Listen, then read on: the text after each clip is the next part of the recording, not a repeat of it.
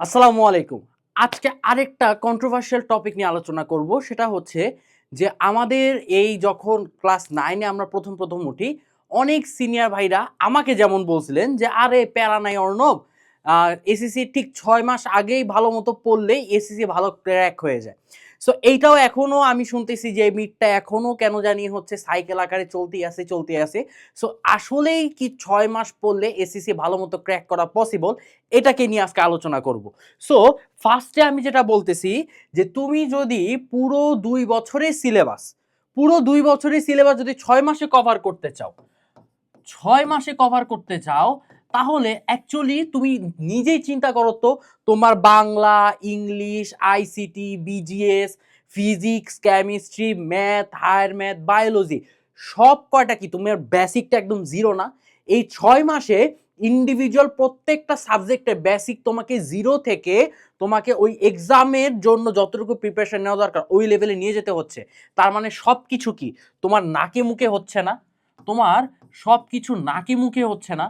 যদি নাকে মুখে হয়ে থাকে তাহলে তুমি নর্মাল ওয়েতে তুমি চিন্তা করো, তোমার হাতে ২ বছর টাইম আছে।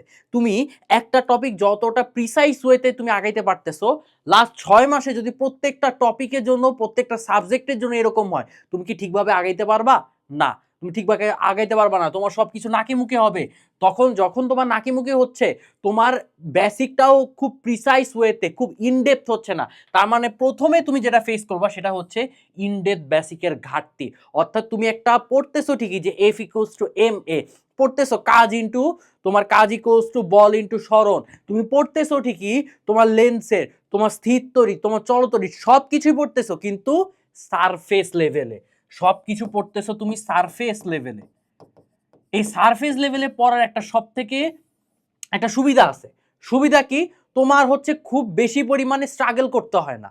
বাট তুমি তুমি চিন্তা করো, তোমাকে এমন একটা কোশ্চেন দেওয়া হয়েছে, এই কোশ্চেনটা আসলে সারফেস লেভেল দিয়ে করা হয়নি। যারা অ্যাকচুয়ালি ওইটাকে নার্সিং করছে, প্র্যাকটিস করছে, তারা এই জিনিসটা পারতেছে। তাহলে কি তুমি সবার থেকে পিছে পড়ে গেলা না? পিছে পড়ে গেছো।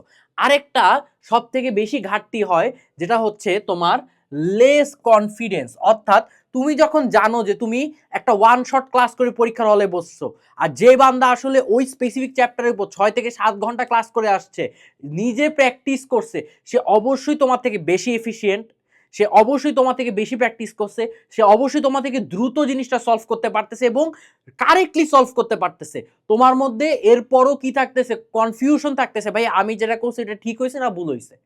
এই যে লেস কনফিডেন্স, এই লেস কনফিডেন্স তোমার যে কাঙ্ক্ষিত রেজাল্ট, এই কাঙ্ক্ষিত রেজাল্টকে অ্যাটলিস্ট 20 থেকে 30% কমায় দেয়। অর্থাৎ তোমার যে এক্সপেক্টেড রেজাল্ট, এই এক্সপেক্টেড রেজাল্ট 20 থেকে 30% কমে যাবেই শুধুমাত্র এই জিনিসটার কারণে যে কনফিডেন্স নাই, ওয়ান শট করে আসছে, পরীক্ষার আগে রাতে করে আসছি, ঠিকমতো প্র্যাকটিস করি নেই। এই জিনিসগুলো তোমার কনফিডেন্স কমায় দিচ্ছে। তুমি জানা জিনিসগুলো, যে জিনিসটা আসলে তুমি পড়ছো, এই জানা জিনিসও তুমি ভুল করতেছো। তার মানে তোমাকে কি করতে হবে? তোমাকে অ্যাটলিস্ট একটা রুটিন মেনটেন করে ভালো মতো পড়তে হবে। আচ্ছা, এবার কোশ্চেন প্যাটার্ন চেঞ্জ, যেটা আমি আগেই বলছি যে তুমি যদি রিসেন্ট টাইমসের কোশ্চেন দেখো, তোমার তুমি যদি রিসেন্ট টাইমসের কোশ্চেনগুলো দেখো, এই কোশ্চেনগুলো কিন্তু বিগত ৫-৬ বছরের কোশ্চেন প্যাটার্নের সাথে কিছুটা ডিফারেন্ট হচ্ছে। এই যে ভাইয়া ডিফারেন্ট হচ্ছে কোশ্চেনগুলো, তাহলে তোমাকে এখন সার্ভাইভ করতে হলে কি করতে হবে? তোমাকে ইন ডেপথ নিয়ে আলোচনা করতে হবে। তুমি দেখো যে আমি স্পেসিফিক যদি ফিজিক্স বলি, ফিজিক্সে তোমাদের বর্তমানে মানে রিপ্লেসড ক্লাস যারা হচ্ছে প্রোগ্রামে আছে তারা জানে, রিপ্লেসড ক্লাস ফোর্স নিয়ে দিছি। ফোর্স নিয়ে 4টা ক্লাস দিছি, লেজি 4টা ক্লাস। স্পেসিফিক একটা ঘর্ষণের জন্য আলাদা ক্লাস হয়েছে।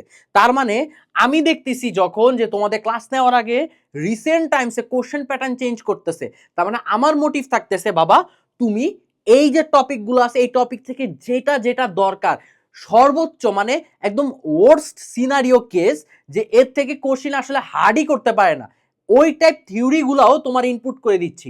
তার মানে কি, তুমি যখন আগের থেকে থিওরিটা বুঝতেছে এই টাইপ সিনারিও, তোমার ব্রেন সেটা হচ্ছে ওই যে ইনস্ট্যান্ট ধাক্কা, এই ধাক্কাটা সামলাইতে পারতেছে। তার থেকে মোদ্দা কথা, তুমি অন্যদের থেকে আরো দ্রুত, তুমি তো আগেই পড়ে আসছো, আগে থেকে দ্রুত তুমি এই জিনিসটা সলভ করতে পারতেছো। তার মানে তোমার যে কোশ্চেন প্যাটার্ন চেঞ্জ হচ্ছে এখন, এই কোশ্চেন প্যাটার্ন চেঞ্জটার জন্য তোমাকে ইনডেপথ বেসিক 100% লাগবে।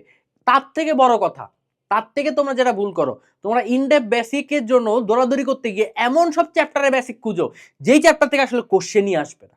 এটাও আবার করা যাবে না। অর্থাৎ ওই যে আমি বলতাম যে চ্যাপ্টারের মেরিট বুঝে তোমার আগাইতে হবে, তার মানে আগে ধরতে হবে যে ওই চ্যাপ্টার থেকে আসলে কোশ্চেন আদত দেয় নাকি, বিগত 10-12 বছরে ওখান থেকে কোশ্চেন আসছে নাকি, এইটা বুঝে তোমাকে তখন আগাইতে হচ্ছে। কোন চ্যাপ্টারের ইম্পর্টেন্স বেশি সেটার ইনডেপথটা আমি আগে আগে শিখবো, যেই চ্যাপ্টারের ইম্পর্টেন্স কম সেটা আমি লিস্টের হচ্ছে পরে থাকবে। এভাবে করে আগাইতে হয় বাবা। গণহারে যদি একদম 1 থেকে শুরু করে একদম টাক করে 10 পর্যন্ত করো তাহলে তো আবার সমস্যা। তোমাকে মেরিট বুঝে বুঝে সামনে আগাইতে হবে। লাস্টে হচ্ছে ল্যাক অফ প্র্যাকটিস। পরীক্ষা হলে গিয়ে সব থেকে বেশি ফেস করি আমরা যে ভাইয়া উত্তরটা পেটে আসতেছে বাট মুখে আসতেছে না, তার মানে তোমার ল্যাক অফ প্র্যাকটিস আছে। তুমি ওই চ্যাপ্টারে স্পেসিফিক যতটুকু প্র্যাকটিস করা দরকার তোমার মনে রাখার জন্য, যতটুকু প্র্যাকটিস করার দরকার ওই প্র্যাকটিস তুমি করো নাই, তার মানে তোমার ওই জিনিসটা ভুলে যাচ্ছ। তোমার মনে হচ্ছে আচ্ছা এই জিনিসটা তো আমি দেখছি কিন্তু আমি কেন জানি ভুলে যাচ্ছি, তার মানে তোমাকে প্র্যাকটিস করতে হবে। এবং আমি যদি একটু আলাদাভাবে তোমাকে করি, লাস্ট সময়, একদম লাস্ট সময় যারা লাস্ট 6 মাসে ভালো মতো পড়ে ক্র্যাক করতে চাচ্ছ, আরেকটা জায়গায় তোমরা স্পেসিফিক আরেকটা জায়গায় ফেস করো প্রবলেম, সেটা হচ্ছে এমসিকিউ। এবং এই এমসিকিউতে ফিজিক্স আছে, ম্যাথ আছে, হায়ার ম্যাথ আছে, জেনারেল ম্যাথ আছে। এই 3টা সাবজেক্টে ম্যাথমেটিক্যাল ক্যালকুলেশন, এই ম্যাথমেটিক্যাল ক্যালকুলেশন দেখা যায় কোশ্চেন তুমি পারতেছো ঠিকই কিন্তু টাইমের মধ্যে একটা আছে না যে টাইম, এই টাইমের মধ্যে পুরোপুরি অ্যান্সার করে দিয়ে আসতে পারতেছো না। কেন পারতেছো না? ওই যে ল্যাক অফ প্র্যাকটিস। তার মানে তুমি যদি লাস্ট 6 মাসে না করে যদি 2টা বছর করতে তাহলে তোমার প্যাটার্নটা কি থাকতো? ফিজিক্সে তুমি একটা ক্লাস করছো, ক্লাসে নোট করছো, বইটা দেখছো, বিগত সালে সিকিউ কোশ্চেনগুলো দেখছো, বিগত সালে এমসি গুলো প্র্যাকটিস করছো, আর কি আছে? আর তো দরকার নাই। এই এতটুকু লম্বা প্যাটার্ন যেতে যেতে অনেকে হাফ ছেড়ে দেয়, দরকার নাই ভাই পড়া, এত দরকার নাই, লেজির হাফ ছেড়ে দিচ্ছে। তার মানে তুমি যখন এইভাবে করে যাচ্ছ, তোমার এই যে 2 বছরের টাইম, তোমার কাছে একটা লাস্টে গিয়ে মনে হবে এই 2 বছরের টাইমও মনে হয় কম, আমার জন্য কম মনে হচ্ছে। জাস্ট তো আমি একটা স্পেসিফিক চ্যাপ্টার, একটা স্পেসিফিক সাবজেক্ট বললাম, ম্যাথ আছে, হায়ার ম্যাথ আছে, কেমিস্ট্রি আছে, বায়োলজি আছে, বাংলা আছে, ইংলিশ আছে, বিজিএস আছে, আইসিটি আছে, ইসলাম স্টাডিজ আছে, এতগুলা সাবজেক্ট। তার মানে তোমার লাস্টে গিয়ে মনে হবে ভাইয়া মনে হয় আমারে 2টা বছর কম দিছে। তার মানে এত কিছু তোমাকে, যারা আসলে 2টা বছর পড়তেছে তারা যদি বলে যে ভাইয়া মনে হচ্ছে কম দিছে, তুমি 6 মাসের টার্গেট নিয়ে তুমি ভাবতেছো যে আমি 100-এ 100 ক্র্যাক করে ফেলাবো। হ্যাঁ, অনেকে পারছে, অনেকে পারছে। তাহলে তাহলে তাদের মধ্যে আর যারা 2 বছর পরে 100-এ 100 পারছে তাদের মধ্যে পার্থক্যটা কি? পার্থক্য হচ্ছে সিম্পল ইনডেপথ বেসিকের ঘাটতি।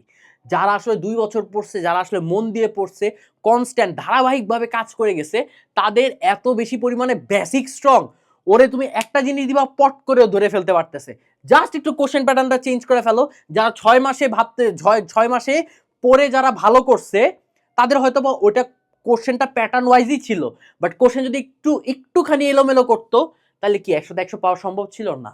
তার মানে তোমাকে যদি ভালো মতো সার্ভাইভ করতে হয়, এই যে মিথটা আছে না 6 মাসে পরে আমি ক্র্যাক করে ফেলাবো, এটা তুমি বাদ দাও, এটা কখনোই পসিবল না। হ্যাঁ, এখন এই কথাটা যারা হচ্ছে 9-এ আছে তারা হচ্ছে ভালো মতো রিলেট করতে পারবে না হয়তোবা, বাট যারা 10-এ আছে তারা আসলে ভালো মতো রিলেট করতে পারবে, কারণ তারা একটা বছর পার করে আসছে, তারা ধাক্কা খাইছে, তারা বুঝতেছে আসলে ভুলটা কই ছিল।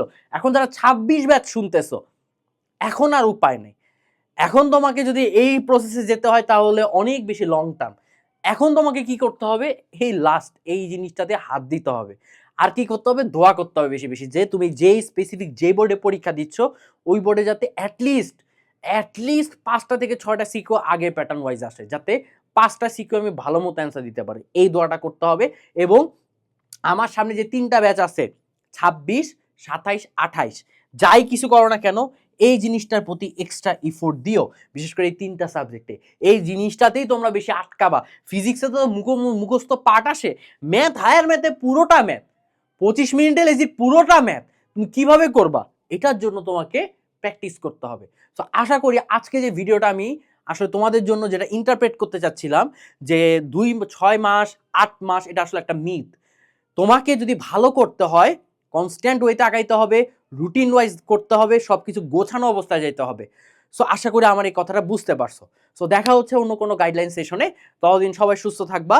সবাইকে টাটা, আসসালামু আলাইকুম।